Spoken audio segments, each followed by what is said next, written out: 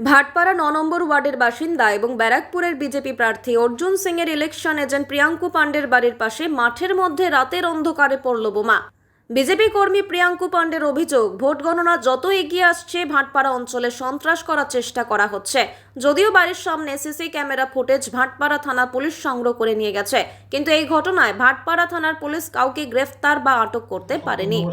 নির্বাচন হয়েছে, নির্বাচনের একটা সমীক্ষা হওয়ার পরেই বোমাবাজি কারা করেছে?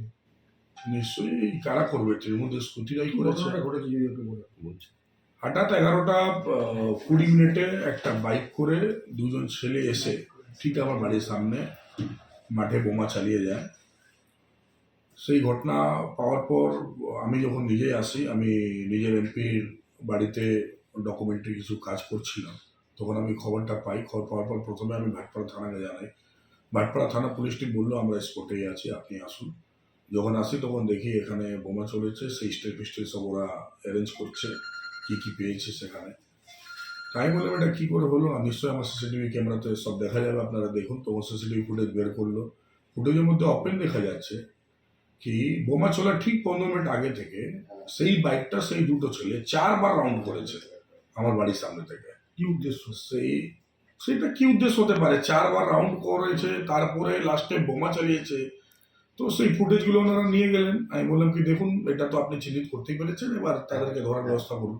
এখন অব্দি কিন্তু তারপরে কোনো খবর পাইনি কি হয়েছে। তো পুরোপুরি ঘটনাটা যদি দেখা যায়, আমার মনে হচ্ছে এটা ভয় খাওয়ানোর চেষ্টাও হতে পারে, আর না হলে কোনো চক্রান্ত হতে পারে। কি আছে সেটা তো পুলিশ নিজে থেকে আগে দেখুক, তারপরে আমরা তো নিজে থেকে খবর লাগাচ্ছি কি আছে কি নেই। কিন্তু এইটুকু বলতে পারি এরা যে প্ল্যানটা করছে, যদি ভয় খাওয়ানোর প্ল্যান করছে তাহলে ভুল করছে। আমাদেরকে ভয় খাইয়ে কোনো লাভ নেই। আমরা ভয় খাওয়ার লোক না, কাকিনাড়া জগদ্দলের লোক, এইসব ছোটবেলা থেকে দেখে অভ্যস্ত হয়েছে। ঠিক আছে, আমাদেরকে ভয় খাওয়ানো যাবে না। ভারতীয় জনতা পার্টি কার্যকর্তা এবং যার লিডার নিজে অর্জুন সিং রকমের লোক, তাদেরকে ভয় খাওয়ানো ইম্পসিবল।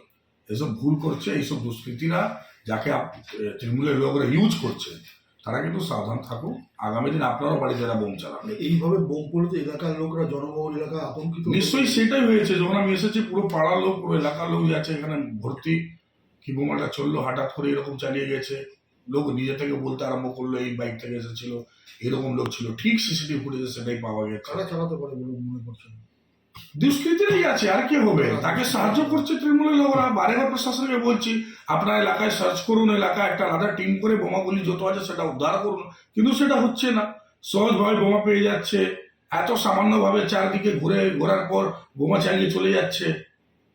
নিশ্চয়ই পুলিশের গাফিলতি। পুলিশ ঠিকভাবে যদি কাজ করে তাহলে এসব হয় নাকি? কেউ কি গ্রেপ্তার হয়েছে ব্যাপারে? কোনো গ্রেফতার নেই। সিসিটিভি ফুটেজ শুধু নিয়ে গেছে, ওপেন দেখা যাচ্ছে। তারা নিজে আমাকে বলেছে, আমিও দেখিনি প্রথমে। তারা আমার বাড়িতে, আমার অফিসে এসে দেখে গেছে। তারা বলছে কি 15 মিনিটে 4বার রাউন্ড করেছে। বলছি গণনার 2 দিন আগে বা 1 দিন আগে এরকম ঘটনা কি ইঙ্গিত বহন করছে? ভয় খেয়ে গেছে, আর কিছু নেই। তৃণমূল ভয় খেয়ে গেছে, আর কিছু নেই।